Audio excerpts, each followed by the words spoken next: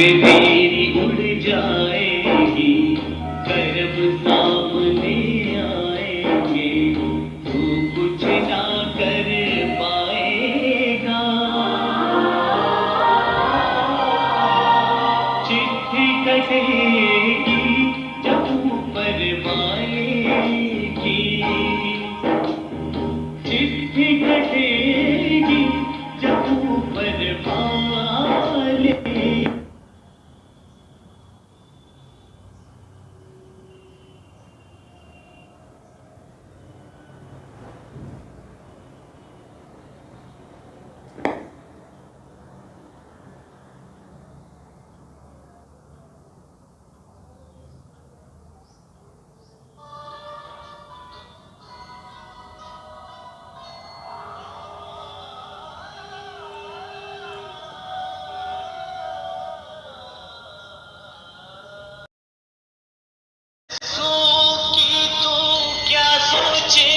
पल का कुछ पता नहीं,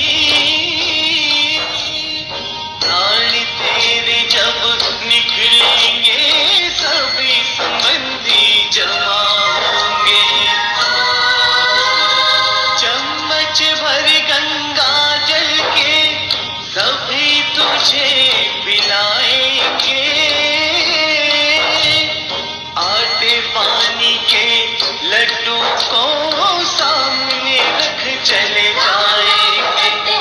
जब कोई जरूरत ना होगी, जब कोई जरूरत ना होगी तुझको उस खाने की। चिट्ठी कटेगी जब ऊपर वाले की, चिट्ठी कटेगी जब ऊपर वाले की।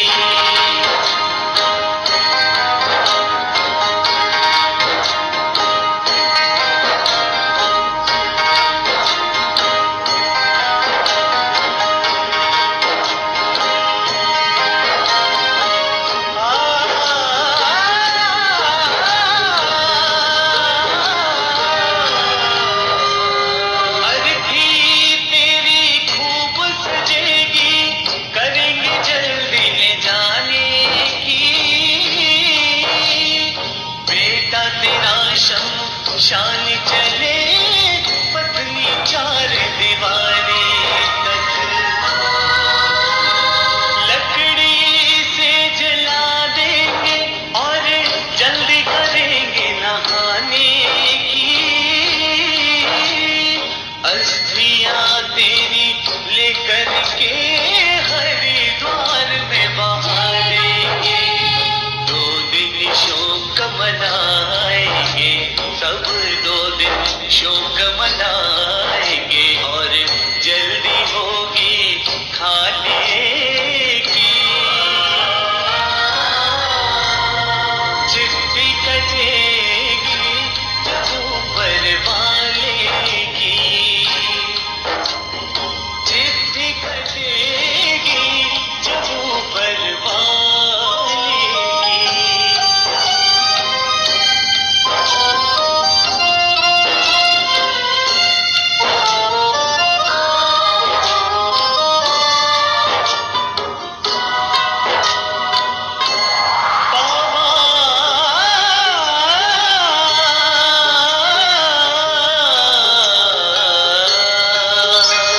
स्वार्थ की ये दुनिया सारी पल में तुझे भुला देगी,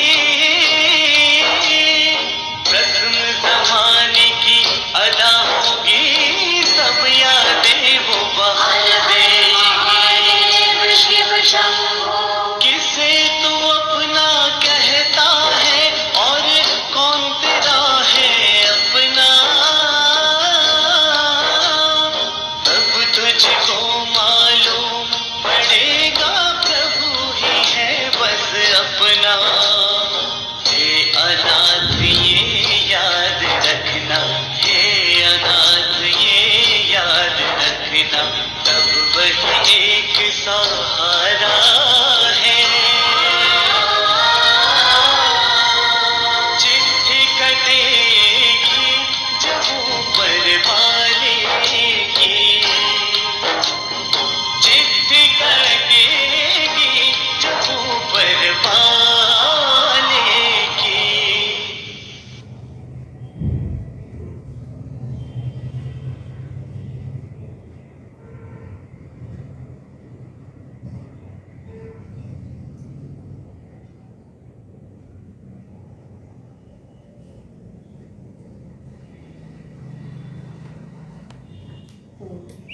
आज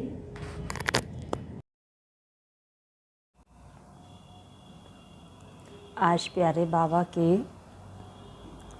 14 मार्च 2022 के साकार महावाक्य हैं,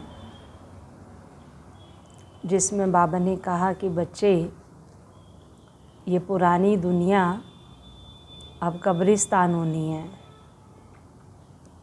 इसलिए इससे दिल नहीं लगानी है। तो बाबा के ही शब्दों में आज बाबा के महावाक्य सुनते हैं। 14 मार्च 2022। मीठे बच्चे, ज्ञान के तीसरे नेत्र से बाप को देखो, बाप को ही याद करो। इस शरीर को देखते हुए भी नहीं देखो। प्रश्न है, इस पुरानी दुनिया में रहते तुम बच्चों को कौन सा डायरेक्शन मिला हुआ है? बाबा ने कहा, मीठे बच्चे, यह पुरानी दुनिया जिसमें तुम रहते हो, यह कब्रिस्तान होनी है।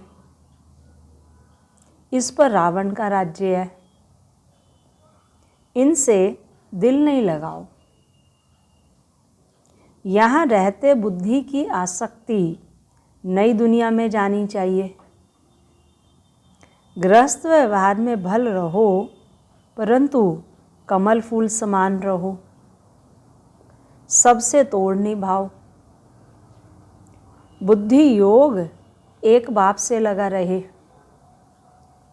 ज्ञान योग में पक्के बनो। किसी भी हालत में खुशी का पारा कम ना हो। धीरज रख, कर्म बंधन को काटते जाओ। समझे? बाबा क्या कह रहे हैं कि इस पुरानी दुनिया में तुम्हारी आसक्ति अभी नहीं होनी चाहिए क्योंकि अब ये दुनिया गई कि गई। तो जाने वाली इस दुनिया से अब दिल लगाना क्या, आँखों में बसा है जो वो स्वर्ग सुहाना था।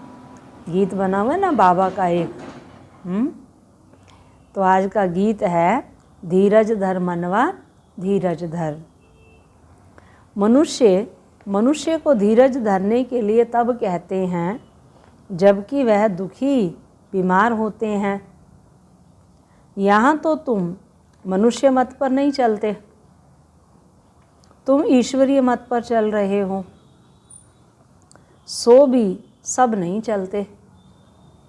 ईश्वर, जिसको सत्य बाप, सत्य टीचर, सतगुरु कहा जाता है, उनकी मत तो नामी ग्रामी है। भगवान ने ही श्रीमत दी थी। मनुष्य से देवता बनने की अथवा दैवी दुनिया के मालिक बनने की। इतनी ऊंची मत और कोई दे ना सके, क्योंकि मनुष्य मात्र सब पतित भ्रष्टाचारी हैं, तो वह मत भी ऐसी ही देंगे। तुम बच्चे ही जानते हो कि हमको शिव बाबा मत दे रहे हैं। यहाँ हमको कोई मनुष्य मत नहीं दे रहे हैं। कौन मत दे रहे हैं? शिव बाबा मत दे रहे हैं। ऊंचे ते ऊंचे बाप की ऊंचे ते ऊंची मत है। इसीलिए उसको क्या कहा? ऊंचे ते ऊंचे भगवंत कोई ना पाए तुम्हारा अंत। बाबा कहते उनको तो कोई भ्रष्टाचारी पतित नहीं कहेंगे। पतित उस निराकार बाप को बुलाते हैं, साकार की तो बात नहीं। इसलिए कहा जाता है मनुष्य की मत सुनो। समझे? मनुष्य की मत सुनो। किसकी मत सुनो? शिव निराकार शिव बाबा की श्री मत सुनो। बाकी मनुष्य की पर मत और मन मत सुनो। Hear no evil, see no evil. भल यह आँखें मनुष्यों को तो देखती हैं, परंतु तुमको तीसरा नेत्र मिला हुआ है, जिससे उनको देखना है और उस बाप को ही याद करना है। दूसरा कोई नहीं जिसको तीसरा नेत्र हो, जिससे वह बाप को देख सके। तुम समझो, बाप को देखने जाएंगे, बुद्धि में है, यह तो आत्मा है ना। तुम आत्मा को देखते हो, जीवात्मा कहना चाहिए। सिर्फ बहन कहने से आत्मा को भूल जाते हैं। यहाँ समझाया जाता है तुम इस शरीर को भूल जाओ, अपने को आत्मा समझो और बाप को याद करो, उनको देखो दिव्य चक्षु से। तुम्हारी आत्मा को अब सोझरा मिला है कि हमारा बाप कौन है, कहाँ रहते हैं, उनसे हमको क्या मिलना है। तुम्हारे मिसल दुनिया में कोई भी नहीं जो बाप से वर्षा लेने का पुरुषार्थ करते हों। जब तक कोई बच्चा ही ना बने तो बाप से वर्षा कैसे ले सकते हैं। बाप का वर्षा तो बेशुमार है, ऊंचे ते ऊंचा है सूर्यवंशी राजा रानी बनना। बैरिस्ट्री भल पास करते हैं, परंतु उनमें भी नंबरवार होते हैं। कोई तो बहुत कमाते, कोई तो पेट भी मुश्किल भरते। अब तुम जानते हो हम ईश्वर से राजाई प्राप्त कर रहे हैं। कोई भी मनुष्य को कोई कब कह न सके कि यह सत्य बाप, सत्य टीचर और सतगुरु है। समझे, मनुष्य का सत बाप, सत टीचर और सतगुरु नहीं हो सकता है। बाबा कहते और सब गुरु लोग हैं। शिव बाबा कौन है? सत गुरु, सत बाप और सत टीचर। उसको परम भी कहा ना कि परम पिता, परम आत्मा, परम शिक्षक, परम सतगुरु। सतगुरु सत्य बोलने वाला एक ही है, बाकी सब में झूठ बोलने वाले। वह सच्ची सदगति किसको दे नहीं सकते। सतगुरु की महिमा हम तुम भी नहीं जानते थे। कोई की भी बुद्धि में नहीं आएगा कि वह सत बाप, सत टीचर, सतगुरु कैसे है। वो तो सर्वव्यापी के है, बात ही खत्म कर देते हैं। वह परमात्मा को अलग समझते नहीं कि वह बाप है, हम बच्चे हैं। कह देते सब बाप ही बाप हैं। इनसे भी नीचे ठीक कर भीतर में परमात्मा को ठोक दिया है। जब बाबा ये ठोक शब्द कहता है ना, बाबा को ठोक दिया है, तो जैसे आप देखो कोई लकड़े में कील को ठोका जाता है, कहते हैं ना इसमें कील ठोक दो। तो ठोकना मतलब हथौड़ी से ज़बरदस्ती उसके अंदर डालना, ड्रिल करना, ज़बरदस्ती उसके अंदर डालना। तो बाबा क्या कह रहे हैं, मुझे भी क्या किया, पत्थर ठिक्कर में ठोक दिया है। बाप समझाते हैं ऐसे है नहीं। तुम बच्चों को अब निश्चय हुआ है कि बरोबर बाप, सत टीचर, सतगुरु एक ही है। उनको कोई जानते नहीं। अगर जानते हों तो वहाँ जा भी सके। किसको जाना जाता है तो उनके नाम, रूप, देश, काल सबको जाना जा सकता है। नहीं तो जानने से फ़ायदा ही क्या। तो बाबा कहते मनुष्य सब दुखी हैं, इसलिए शांति चाहते हैं। उनको यह पता ही नहीं कि हम असुल शांति धाम के रहने वाले हैं। वहाँ से हम आते हैं। हम आत्मा का स्वधर्म शांति है। बाबा गुरुओं के लिए समझाते हैं कि वह किसको सदगति दे नहीं सकते। वह डराते हैं, कहते हैं गुरु का निंदक ठोर ना पावे। बाबा कहते वास्तव में यह सब बातें बेहद के बाप के लिए हैं कि अगर तुम मेरी निंदा कराएंगे तो सतयुग में ऊंच ठौर नहीं पाएंगे। सन्यासी तो यह बात कह न सकें कि तुम मेरी निंदा करने से ठौर नहीं पाएंगे। कौन सा ठौर? ठौर का तो कुछ पता ही नहीं। साधना करते रहते, परंतु साधना करने से सद्गति को पा न सकें। यह बाप ही आकर धीरज देते हैं।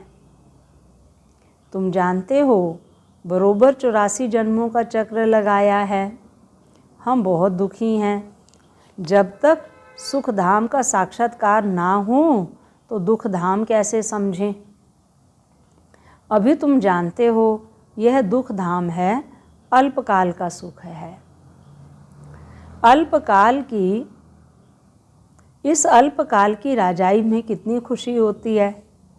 समझते हैं गांधी ने राम राज्य स्थापन किया, परंतु नहीं, यह तो और ही तीखा रावण का राज्य बन गया। सब कहते हैं पतित भ्रष्टाचारी हैं। आगे सिर्फ पतित थे, अब तो भ्रष्टाचारी भी कहते हैं। समझे, सारी दुनिया क्या बन गई है, विकारी पतित भ्रष्टाचारी बन गई है। यह है कलयुग की अंत। कितनी रिश्वत है, और रिश्वत को रिश्वत थोड़ी कहते हैं, क्या कहते हैं, डोनेशन, दान। बच्चे का एडमिशन कराना है तो आपको क्या करना पड़ेगा, डोनेशन देनी पड़ेगी एडमिशन के लिए, हैं। तो शब्द कितना अच्छा दे दिया उसके लिए, रिश्वत को दान कह दिए कि ये रिश्वत नहीं दे रहे हो, दान कर रहे हो। अगर इस बात की भी थोड़ा और गहराई में जाएं तो जो दान लेने वाला है वो तो दीन है। इसका मतलब वो स्कूल का मालिक कौन है, गरीब, और देने वाला दाता है, वो साहूकार है। तो बाबा कहते कितनी रिश्वत है। बाप आकर सारी दुनिया के मनुष्य मात्र को कहते हैं अब धैर्य धरो, परंतु सुनते नहीं हैं। पिछाड़ी में सबको मालूम पड़ेगा। प्रदर्शनी में भी यही दिखाते हैं कि कैसे दुख की दुनिया को हटाए सुख की दुनिया बना रहे हैं। आखरीन सब सुनेंगे तो सही ना, एक तरफ माया सबके गले घुटती रहती है, दूसरी तरफ बाप अपनी पहचान देते रहते हैं। अब तो ढेर मनुष्यों को आवाज़ पहुंचाना है। जितनी जितनी महिमा निकलेगी तो फिर अखबारों में भी ज़ोर से पड़ेगा, फिर बहुत आएंगे। यह मेहनत है। धर्म अथवा मठ आदि स्थापन करना तो बहुत सहज है। बौद्धि धर्म की एक स्पीच की 60-70 हज़ार बौद्धि बना लिए। यहाँ तो मेहनत है। माया बड़ा ज़ोर से सामना करती है। वहाँ तो माया के साथ युद्ध की बात ही नहीं, यहाँ माया से युद्ध करने में मेहनत है। बाबा कहते मुख्य बात है पवित्रता की, और कोई जगह पवित्रता की बात नहीं। वह तो घर से वैराग्य आता है या कुछ चोरी पाप करते हैं तो संन्यास धारण कर लेते हैं। इसलिए चोरों को पकड़ने के लिए गवर्नमेंट को सन्यासी, CID आदि रखने पड़ते हैं। वेश बनाते हैं ना, CID, अलग अलग वेश बना करके चोरों को पकड़ते हैं। पुलिस का गुप्त काम बहुत चलता है। दोस्ती के बहाने भी सोने के व्यापारियों से मिल जाते हैं, फिर सब कुछ मालूम पड़ जाता है। धंधे वाला धंधा भी करते तो CID भी करते। दुनिया बहुत मुसीबतों में फंसी हुई है। तुम बहुत भाग्यशाली हो जो इन सब मुसीबतों से दूर निकल आए हो। दुनिया में तो मुसीबत पर मुसीबत है। तुम्हारे लिए बहुत प्राप्ति है। वह तो दुखी होकर मरते हैं, तुम बैठे हो यह शरीर छोड़ने के लिए। कहाँ पुराना शरीर खत्म हो तो हम वापस बाबा के पास जाएं। दिल लगी बाप के साथ और नई दुनिया के साथ, तो पुरानी दुनिया क्या काम की। यह तो पुराना कपड़ा है, इससे वैराग्य आ जाता है। सन्यासियों को वैराग्य आता है घर बार से। समझे, सन्यासियों को वैराग्य आता है सिर्फ घर बार से, स्त्री से, बच्चों से। और बाबा कहते हैं यहाँ तुम्हें सारी पुरानी दुनिया से वैराग है। बाबा कहते स्त्री को नागिन समझते हैं, तुम्हारा तो सच्चा सच्चा वैराग है, बेहद का वैराग है ना, हद का वैराग नहीं है, बेहद का, सदा काल का वैराग है। ऐसे नहीं कोई मरा तो वैराग आया, पता है ये सब मरे ही पड़े हैं। शमशानी वैराग नहीं है, बेहद का वैराग है। परिस्थिति जन्य वैराग नहीं है, स्वस्थिति वैरागी स्थिति बन गई है। गाया भी जाता है ज्ञान, भक्ति और वैराग्य। ज्ञान मिलता है कि पुरानी दुनिया से वैराग्य करो, यह कब्रिस्तान बनना है। वह है हद का संन्यास। उन्हों को यह मालूम नहीं कि यह पुरानी दुनिया ख़त्म होने वाली है।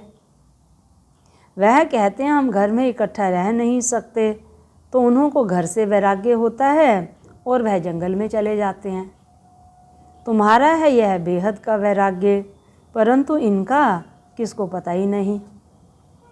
तुम कहेंगे हमको तो सारी पुरानी दुनिया से, कब्रिस्तान से वैराग है।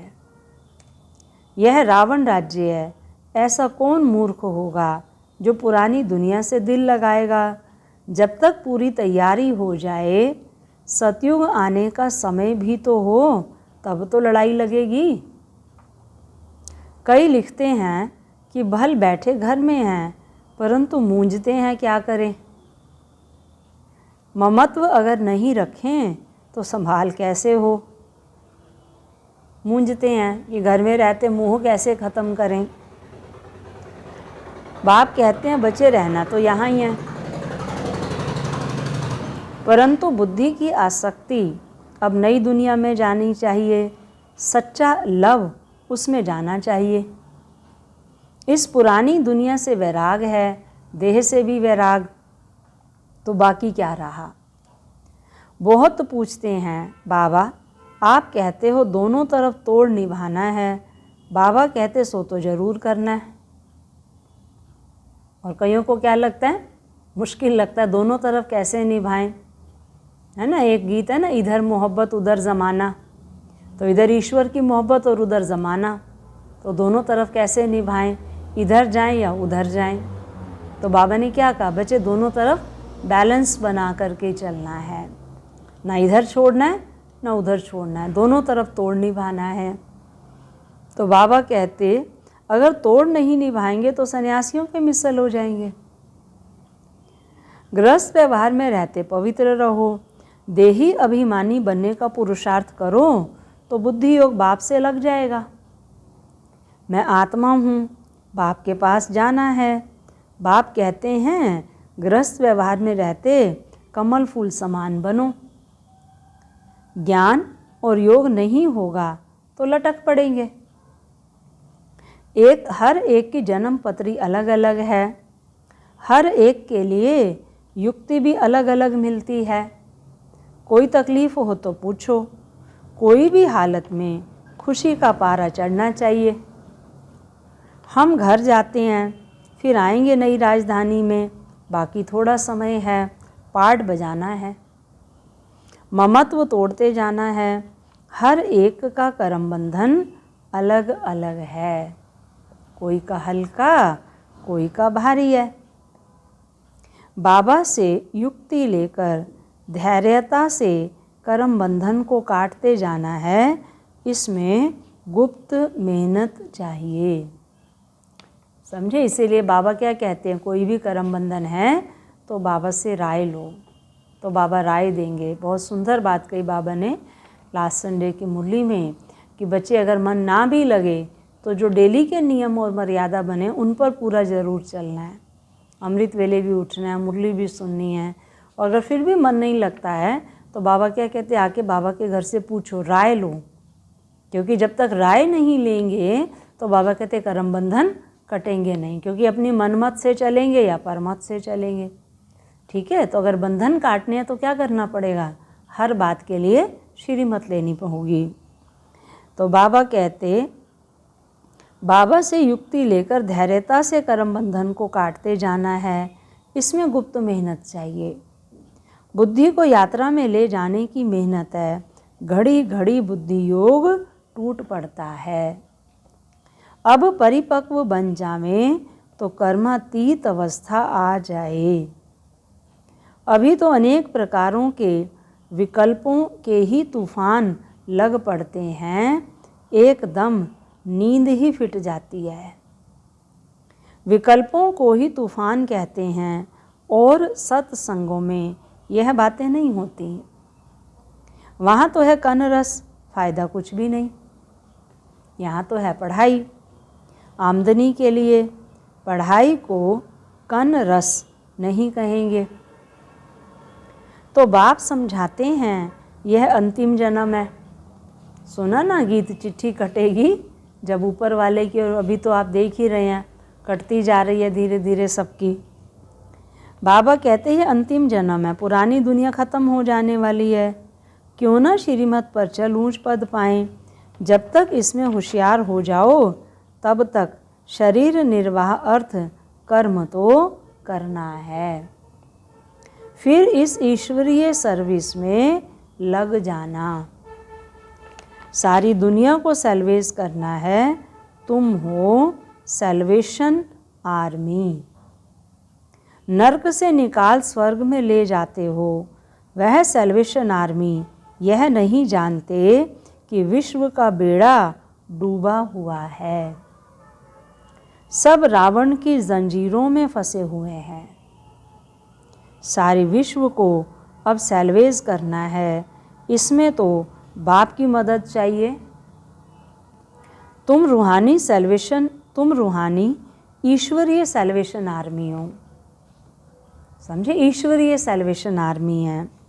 मनुष्य मात्र को रावण के पंजे से छुड़ाना है।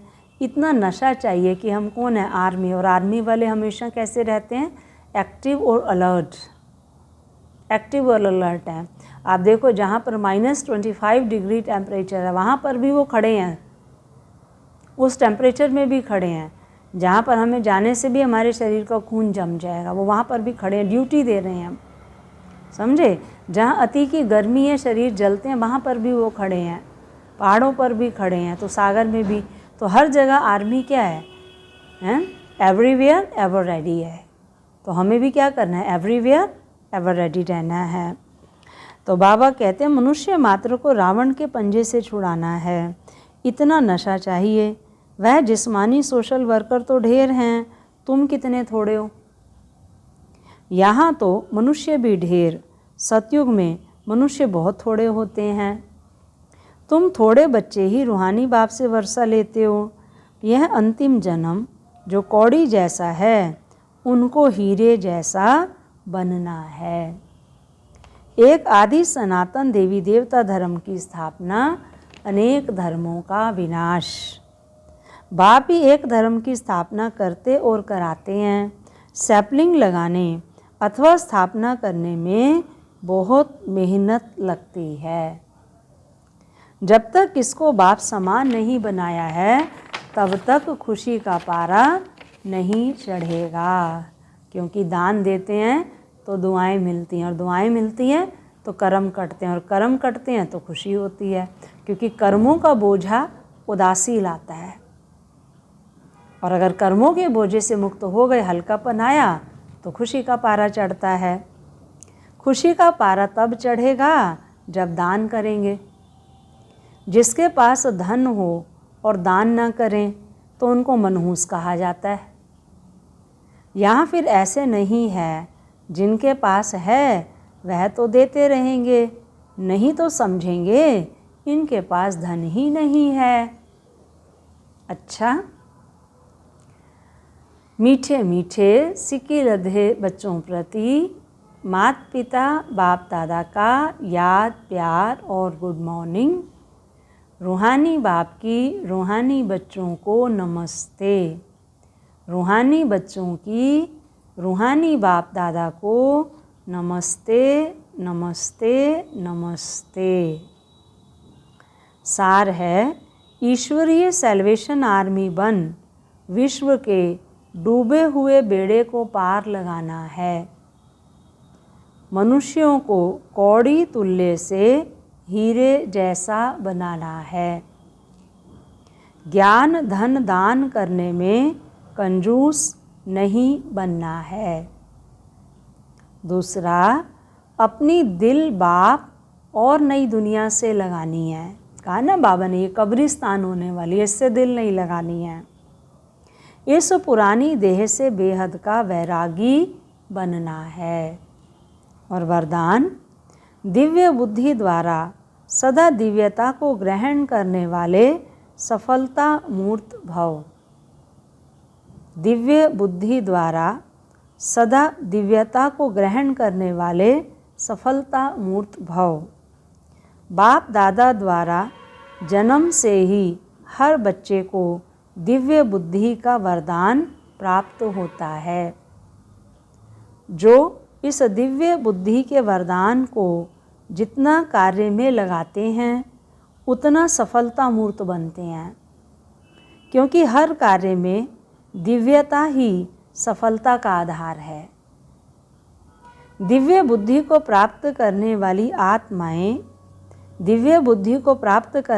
आत्माएं अदिव्य को भी दिव्य बना देती हैं। वह हर बात में दिव्यता को ही ग्रहण करती हैं। अदिव्य कार्य का प्रभाव दिव्य बुद्धि वालों पर पड़ नहीं सकता। और आज का स्लोगन है, स्वयं को मेहमान समझकर रहो तो स्थिति अव्यक्त व महान बन जाएगी। स्वयं को मेहमान समझकर रहो तो स्थिति अव्यक्त व महान बन जाएगी। और आज का होमवर्क है, सदा स्मृति रहे कि हम इस मृत्यु लोक के नहीं लेकिन अवतार हैं। सिर्फ यह छोटी सी बात याद रहे तो उपराम हो जाएंगे। अगर अपने को अवतार ना समझ गृहस्थी समझते हो तो गृहस्थी की गाड़ी कीचड़ में फंसी रहती। गृहस्थी है ही बोझ की स्थिति और अवतार बिल्कुल हल्का। वह फंसा हुआ है, वह बिल्कुल न्यारा है। इसलिए उपराम रीति के लिए अपने को क्या समझो? महान समझो। अच्छा, ओम शांति शांति शांति। चलो प्यारे बाबा की याद में